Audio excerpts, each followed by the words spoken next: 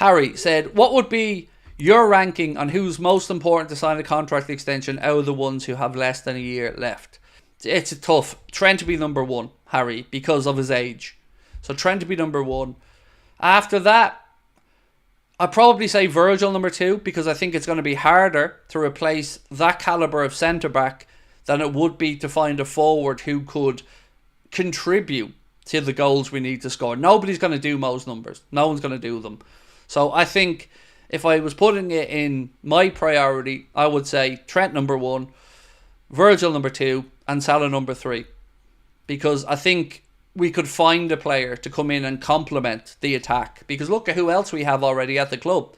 You know, Jota, Darwin, Chiesa, Diaz, Gakpo. Jayden Dan's coming through as well. Young Kumas out on loan, doing quite well. Ben Doak out now at Middlesbrough, doing quite well.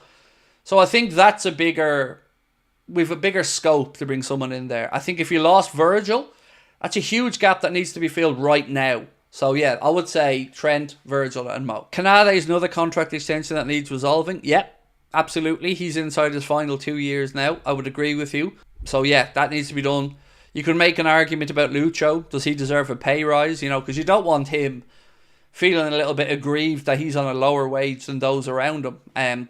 Contract length-wise, he's got just under 3 years to go. So the club have a little bit of wiggle room there and that. But you don't want him becoming disillusioned with seeing others around him getting pay rises and being on higher money. And so far this season, he's been probably our form attacker. So you got to keep an eye on that situation there as well. What do you think the chances are that all three sign an extension? I can see a world where Virgil and Trent do. It's the Salah one that I'm not sure of.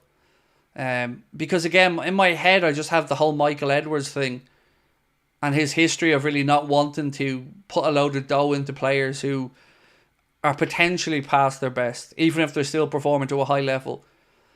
It would be a lovely, pleasant surprise to wake up one day and read that all three are done. I'd be very grateful if that was the case, and I would have no issues coming on here to thank Edwards, Hughes, the owners or whatever, for putting that money forward for the players.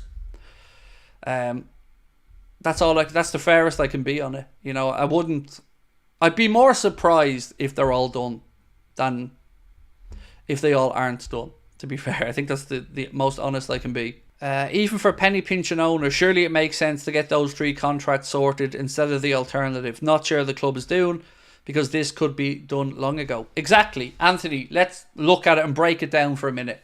This could probably be a good clip for you, Connor, by the way. So Anthony, let's look at it and break down what you've said and take those three players individually and make the arguments for and against. So Trent, let's start with the obvious one. Well, the argument for: baller, local boy, wants to captain the club, in the prime of his career now, coming in at 25 years of age. So loads going for him. Against giving him a contract extension, I don't see much. I don't see many genuine reasons not to give him one. You know, a lot of money. Okay, fair enough. Probably going to have to get a pretty big pay rise. Fair enough. I think that's a no-brainer, and I think it's inexcusable that we've gotten to this point and Trent Alexander-Arnold hasn't been given an offer that we're aware of yet.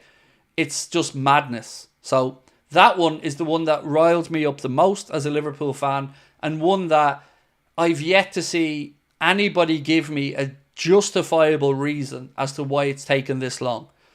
I've heard all the excuses. Klopp left, he wanted to see what was going to happen, wanted to see who the new manager was going to be, wanted to see what Arne Slot was like, wanted to see if Liverpool are still going to be competitive. All of these things that we've heard about.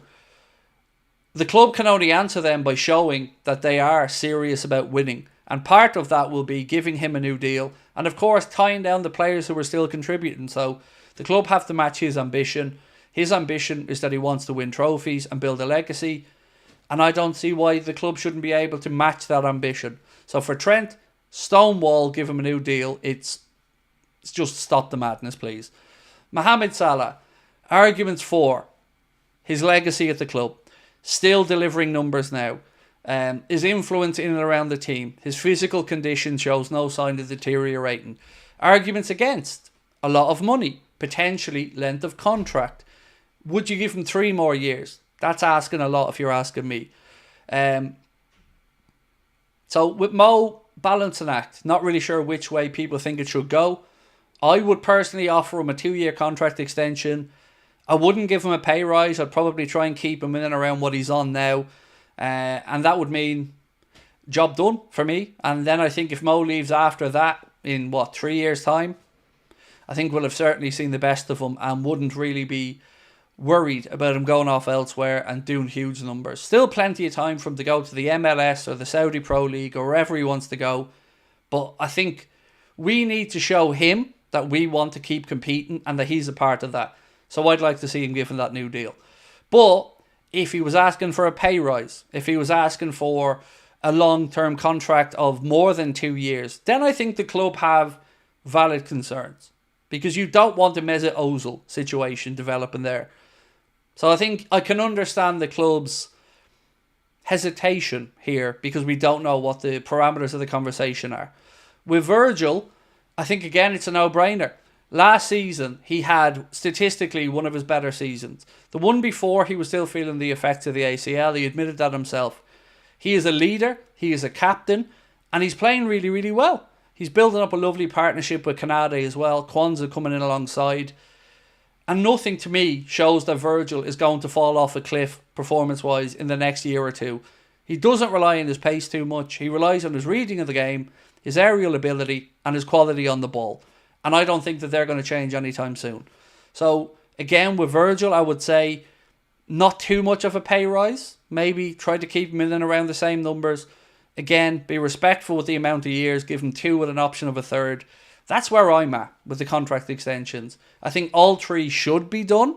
I think the club can certainly, around Mo and Virgil, feel comfortable with 2 years as a starting point for these negotiations.